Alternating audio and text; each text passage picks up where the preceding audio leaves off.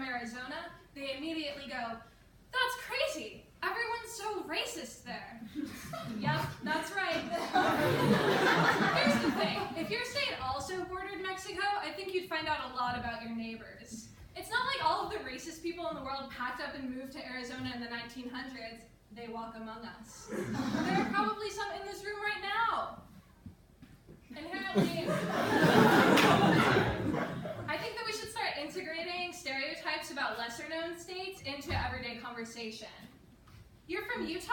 All the water's so salty there. You're from Kansas? I love the Wizard of Oz.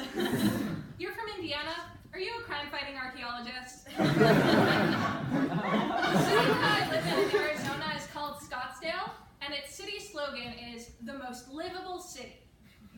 I have a couple things to say about that.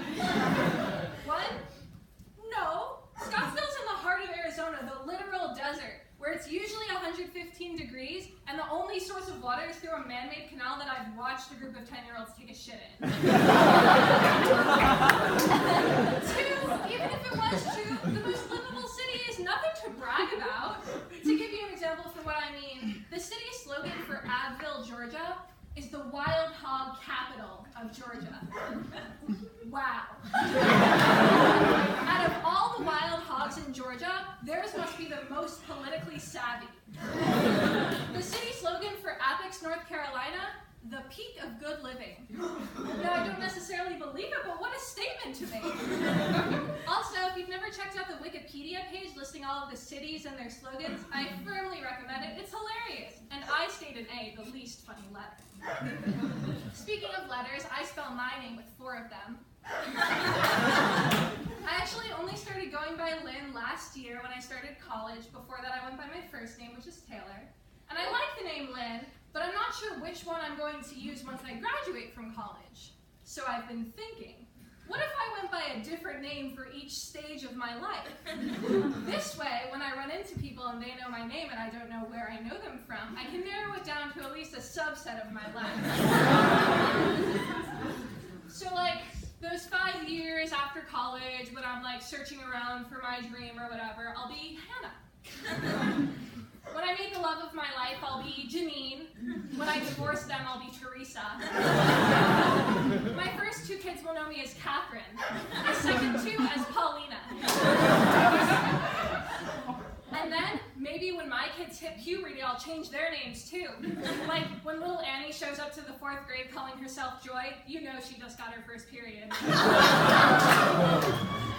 One of the reasons that I started going by Lynn is because people have a hard time understanding me when I introduce myself as Taylor.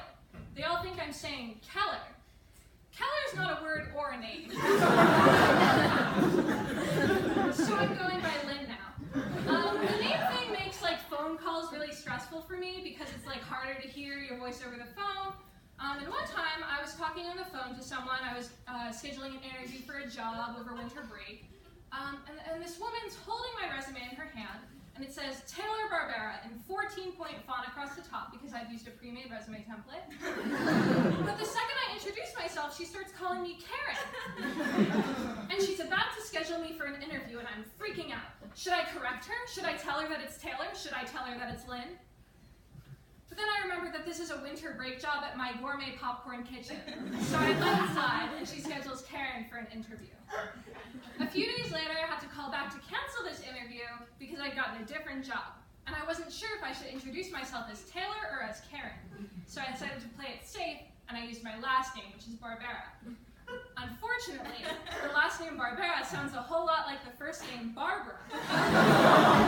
Which I found out when the lady on the phone went to cancel my interview and said, "All right, Barbara, thanks for letting us know." There was a real Barbara applying to work at my gourmet popcorn kitchen. And I hung up, and I canceled the interview. And now Barbara's future selling gourmet movie theater snacks is canceled? And would my gourmet popcorn kitchen be pissed when Karen didn't show up for her interview the following week? She had such potential.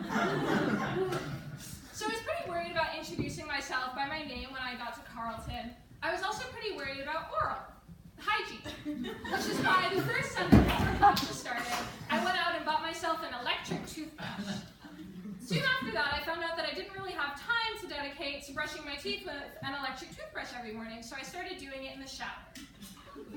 The thing about good Hughes showers is that there's really only a curtain separating you and your shower from the rest of the bathroom.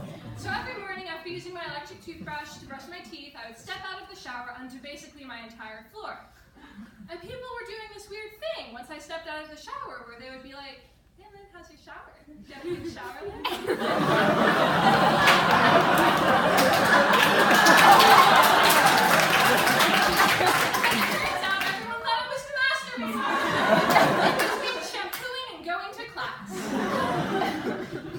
I've been thinking about masturbation a lot recently because I recently ended a relationship, which is fine. We dated for 4 years. We actually have a pretty cute story of how we got together. He was dropping me off at my house, and I leaned over and I kissed him. And this was a big deal for me. I'd never kissed someone before. And he leans back from our kiss and says, "I like cock, but you're different." That's not a joke. That's what he said. And then we dated for 4 years, and then we broke up. We actually have a pretty cute breakup story. He was dropping me off at my house, and I leaned over to kiss him. He leaned away and said, "I like cock." And I've been single looking for gay men ever since. How much cheese do you have to put into a bowl of macaroni before it becomes mac and cheese? Follow-up question, how much cheese do you have to put into a bowl of macaroni before it becomes cheese and mac? Also, what the fuck is a post-workout glow? If I had to describe the worst that I ever look in my life, it'd be any time that an RA knocks on the door and I have to answer it and talk to them. But the second best I ever look is right after a workout. The closest thing I have to a post-workout glow is a post-workout fro because my hair looks ridiculous when I take it out of a ponytail. And if I had to describe that look, it would be a post-workout no. Seriously though, I'm so tired of being over-sexualized, and I know what you're thinking. Her? I know. That's how bad this is. And seriously, regardless of the way someone looks, they should never be over-sexualized. But penises don't discriminate. They're all dicks. I want to tell you about something ridiculous that happened to me this summer while I was working in LA. I was working as a production assistant on a Taco Bell commercial, which is not a sexy job. And I was leaning over to roll up this mat. And every part of my body is covered in sweat and sunscreen and like spit from so many people telling me that they didn't need my help. So I'm rolling up this mat, and this man is standing behind me looking at my butt. And he says, "What you got there?" And I was annoyed, and I was rolling up my mat, so I said, "I have a mat." And he said, "No, what's in your knapsack?" He said, "No, what's in your satchel?" My satchel? The thing that I'm wearing on my back is a drawstring knapsack. It's essentially a hotel pillowcase tied to my body with 2 pieces of used dental floss. So I'm positive that he's not wondering what's in my fucking satchel. He did not ask me, "Hey sport, what's in your knapsack?" He called it a satchel as though he thought I was going to take it off, which is a process, by the way, because it's too small for me and the straps get tangled on my arms. And pull out what? Lace underwear and a flavored condom, and then push him onto the set's bed where we'll make sweet, greasy love? Absolutely not.